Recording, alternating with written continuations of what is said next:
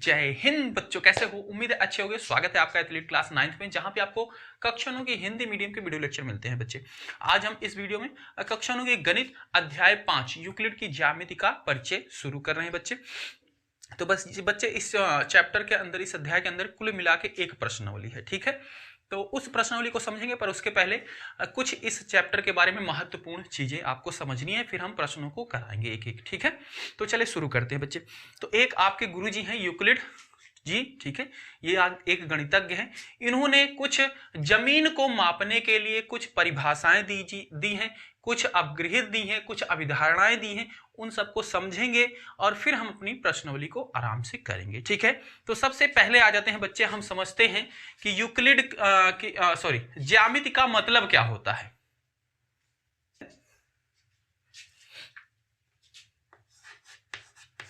ज्यामिति,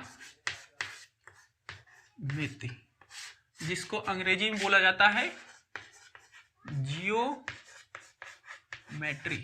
ये बच्चे दो शब्दों से मिलकर बना हुआ है। पहला शब्द है आपका जियो, ठीक है, जीईओ, जियो। और दूसरा क्या है? मैट्रिन है, ठीक है, मैट्रिन।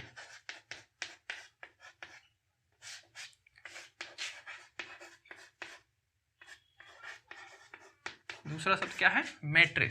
जियो मैट्रिन से मिलकर बना है, जहां पे जियो का मतलब है बच्चे भूमि या फिर पृथ्वी, भूमि कहो या फिर पृथ्वी। और मैट्रिन का मतलब है बच्चे मापना, ठीक है, मापन, ठीक है। मतलब जमीन को मापना किसके अंदर पढ़ा जाता है? ज्योमेट्री के अंदर पढ़ा जाता है, ठीक है। समझ में आ रहा? मतलब ज्योमेट्री का मतलब क्या है? जमीन को मापना, ठीक है। इसके बाद बच्चे यूक्लिड सर ने कुछ परिभाषाएं दी हैं बिंदु के बारे में, रेखा के बारे में, रेखा खंड के बारे में, क्या होते हैं, इनकी परिभाषाओं को आपको बताते हैं, ओके। तो बच्चे परिभाषाओं में सबसे पहली परिभाषा इनकी दी गई है बिंदु के बारे में। तो बिंदु क्या होता है बच्चे? ये रख दिया, ये क्या है? एक बिंदु है, ठीक है। ऐसे रख दिया, छोटा रख दिया, बड़ा रख दिया, ये भी बिंदु है, छोटा रख दिया, ये भी बिंदु है। तो बिंदु की क्या परिभाषा होगी? तो बच्चे बिंदु की जो परिभाषा है यूक्लिड ने दी है, उन्होंने बोला बिंदु वह है, बिंदु वह है जिसका कोई भाग नहीं होता,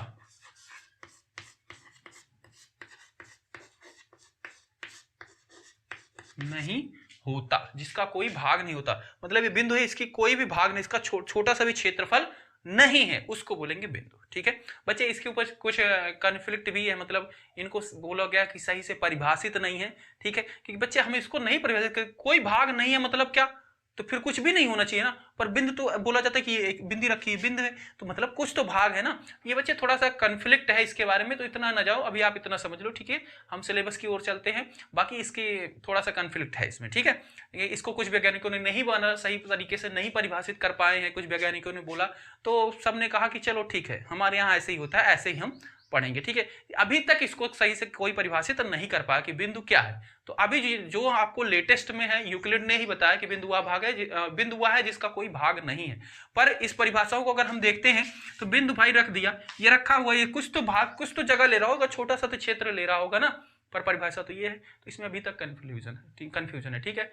पर अभी तक वैज्ञानिकों ने मान लिया इसको कि हाँ ठीक है, जो बताया ठीक है, हम इसको और परिभाषित नहीं कर सकते, ओके ओके। तो ये आपको याद रखना है, बिंदु क्या होता है? बिंदु वह भाग है जिसका कोई भाग नहीं होता है। इसके बाद बच्चे रेखा, जिसको अंग्रेजी में बोलेंगे लाइन, ठीक है। तो बच्चे लाइन क्या होती है, क्या परिभाषित किया यूक्लिड ने? रेखा के बारे में बताया कि रेखा चौड़ाई रहित, चौड़ाई रहित, रहित का मतलब समझते हो? जिसमें ना हो। रहित का मतलब होता है ये नहीं कि रहना, जिसमें ना हो, मतलब चौड़ाई रहित, चौड़ाई रहित लंबाई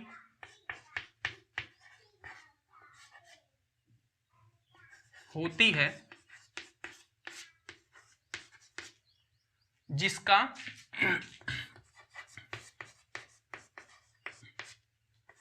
एक अंत बिंदु होता है, अंत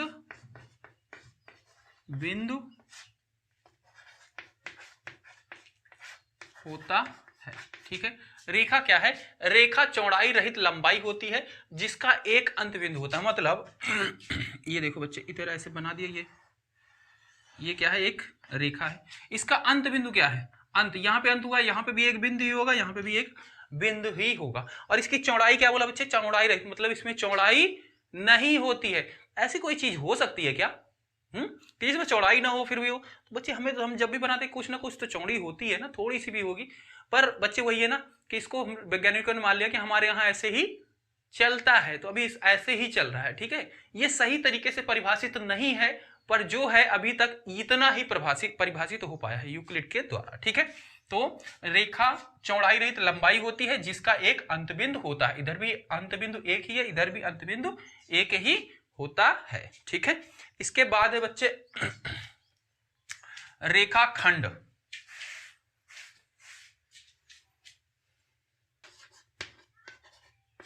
लाइन सेगमेंट, लाइन सेगमेंट। ठीक है, तो बच्चे लाइन सेगमेंट क्या होता है, रेखाखंड क्या होता है बच्चे? रेखा का ही एक खंड है। ठीक है, रेखा का ही एक खंड होता है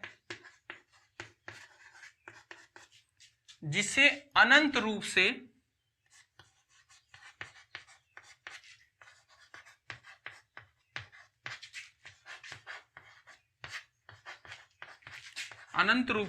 दोनों ओर बढ़ाया जा सकता है।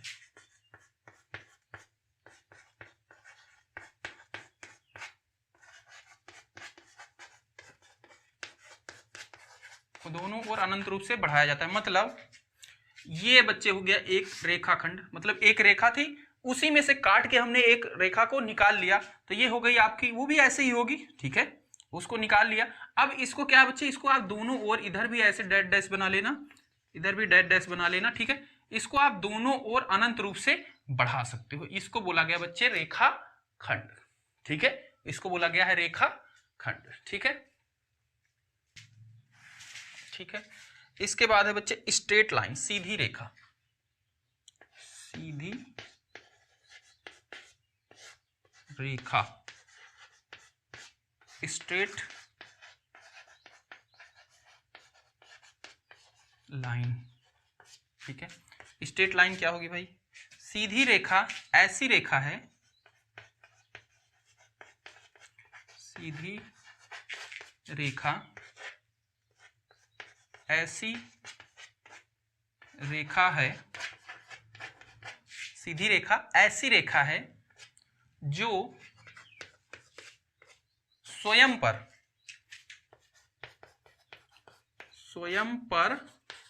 सपाट रूप से स्थित होती है।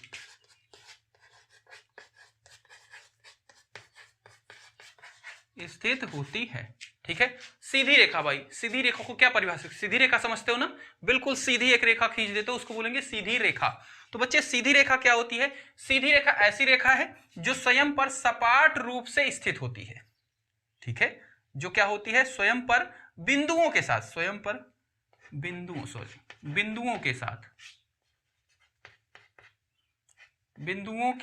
सपाट रूप में स्थित होती है, उसको बोलेंगे बच्चे सीधी रेखा। मतलब एक बिंदु रखे गए हैं सीधा, एक बिंदु, दो बिंदु, तीन बिंदु, चार बिंदु, एक सीध में है बच्चे। ठीक है, एक सीध में है, मेरा तो बना नहीं, ये ऐसे कुछ बिल्कुल सीध में, तो उसको क्या बोलेंगे? एक सीधी रेखा। बिंदुओं के साथ सपाट रूप में, जो स्वयं पर बिंदुओं के साथ सपाट रूप में स्थित हो, उसको बोलेंगे सीधी रेखा। ठीक है, उम्मीद है इसको नोट कर लिया होगा आपने। ठीक है, नहीं किया तो स्क्रीनशॉट ले लो, और फिर मैं आगे परिभाषा है उसको भी बता दूं। इसके बाद है बच्चे प्लेन। पृष्ठ। पृष्ठ क्या होता है बच्चे? पृष्ठ, ये जैसे पेज है, ये क्या है? एक पृष्ठ है। ठीक है, ये कैसे बना होगा बच्चे? इस तरीके से कई लाइनें, इधर देखो इसकी लंबाई जैसे एक लाइन, दो लाइन, कई सारी लाइनें ऐसे एक साथ खींचे चले जाओ, क्या बन जाएगा? ये पृष्ठ बन जाएगा। ठीक है।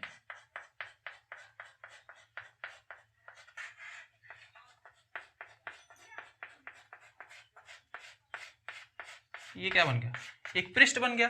तो बच्चे पृष्ठ में क्या होता है, पृष्ठ वह है जिसमें लंबाई होती है और क्या हो जाती है बच्चे, कई सारी लाइनें खींची जाओगे तो इधर एक चौड़ाई बनती चली जाएगी, ठीक है।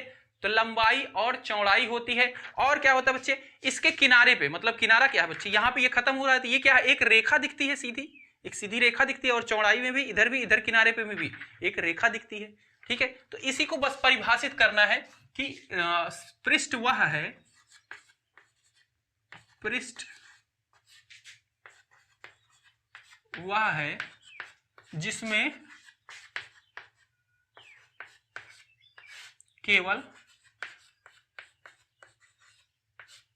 लंबाई और चौड़ाई, लंबाई और चौड़ाई होती है,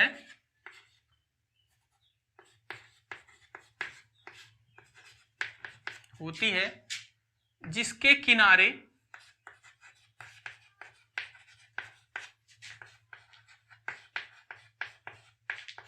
एक रेखा होती है,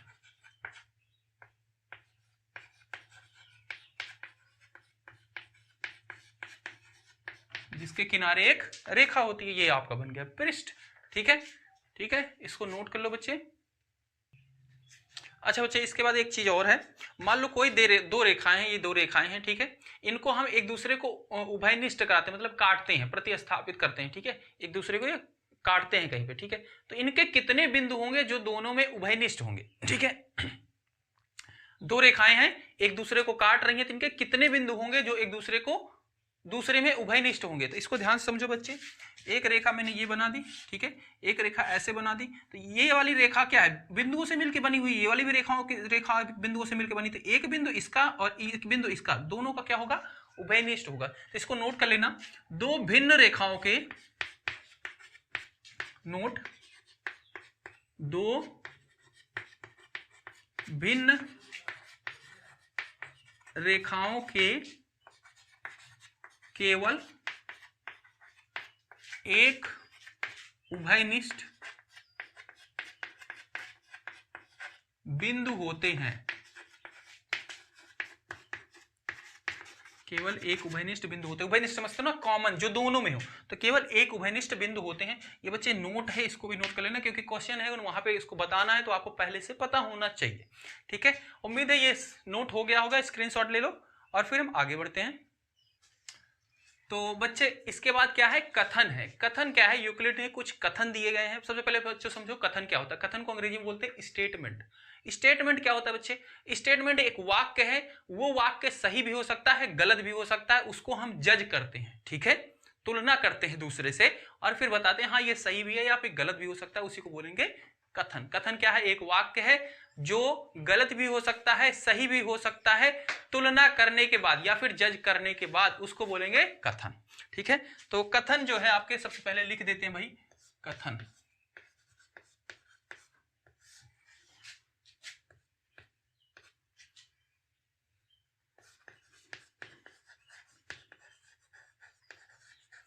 स्टेटमेंट, ठीक है। तो बच्चे यूक्लिड ने जो है दो कथन दिए गए हैं, दो कथन। एक आपने पढ़ा होगा अपगृहित, नहीं पढ़ा है तो सुनो, अपगृहित, और दूसरे हैं अभिधारणाएं। तो बच्चे ये भी क्या है, ऐसे वाक्य हैं जो 100% सही हैं, ठीक है। ये ऐसे वाक्य हैं, ये ऐसे कथन हैं जो 100% सही हैं, उन्हीं को बोला गया है अपगृहित या अभिधारणाएं। तो अपगृहित क्या है और अभिधारणाएं क्या है, फिर अलग अलग क्यों लिखा भाई, जब दोनों एक ही चीज है जो सही है तो इनको अलग अलग क्यों लिखा, इसके पीछे रीजन समझो बच्चे। तो एक तो आपका है अपगृहित, ठीक है, जिसको अंग्रेजी में बोलते हैं बच्चे एक्सिमम, ठीक है, और दूसरा है अभिधारणाएं,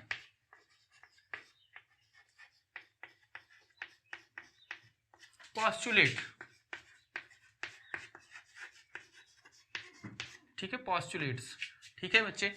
तो अपगृहित जो है, अगर बच्चे कोई सत्य कथन है, सत्य कथन समझते हो ना, जैसे बोल दिया जाए कि सूरज हमेशा पूरब से ही निकलता है। तो बच्चे सूरज हमेशा पूरब से ही निकलता है, ये कोई प्रूफ मांगेगा क्या? नहीं, ये सही स्टेटमेंट है, 100% सही बात है। ठीक है, या फिर कोई भाग पूरे से कम ही होगा। ठीक है, जैसे कोई भाग, जैसे ये है एक पूरा है, ठीक है, इसको मैं कट कर लूं, ठीक है, आधे पर से कट कर लूं, तो जो इसका भाग होगा आधा, क्या ये पूरे से बड़ा होगा? छोटा ही होगा हमेशा। ठीक है, तो वो भी क्या है? 100% सत्य स्टेटमेंट है। तो वो क्या है बच्चे? वो अपग्रेड भी होंगी, अभिधारणाएं भी होंगी, उन्हीं को अपग्रेड बोला जाएगा, उन्हीं को अभिधारणाएं भी बोला जाएगा। पर अगर उसको बीजगणित के अंदर यूज किया जा रहा है, बीजगणित के अंदर यूज किया जा रहा है, तो उसको अपग्रहित बोलेंगे। बीजगणित मतलब अलजेब्रा। ठीक है, और अगर उसी को यूज किया जा रहा है ज्योमेट्री के अंदर, ठीक है, यानी कि ज्यामिति के अंदर, ज्यामिति के अंदर यूज किया जा रहा है, तो उसी को बोलेंगे अभिधारणाएं। ठीक है, समझ में आया? कथन क्या होता है? अपग्रहित होता है, अभिधारणाएं होती हैं। ठीक है, ये दोनों क्या है? सत्य स्टेटमेंट है, ये 100% सही ही होंगे। पर अगर वो कथन में स्टेटमेंट यूज हो रहा है बीजगणित के अंदर, तो उसको अपग्रहित बोल रहे हैं, और अगर सत्य कथन यूज हो रहा है ज्यामिति के अंदर, तो उसे अभिधारणाएं बोल रहे हैं। यहां तक बात समझ में आई है? इसके बाद बच्चे है प्रमेय। प्रमेय आपने सुना होगा। ठीक है, थ्योरम। थ्योरम क्या होती है बच्चे? इन दोनों का सहयोग लेके इसको हम सिद्ध करते हैं। ठीक है, थ्योरम सही भी हो सकती है, गलत भी हो सकती है। इन दोनों का सहायता से, इन दोनों की सहायता से थ्योरम को यानी कि प्रमेय को सिद्ध किया जाता है। ठीक है, तो ये इतने 3 इसके सेंटेंस थे। अब हम आपको अपग्रहित और अभिधारणाएं, 7 अपग्रहित हैं, 5 अभिधारणाएं हैं, इनके बारे में समझाते हैं, और फिर हम प्रश्नावली के प्रश्न को करेंगे।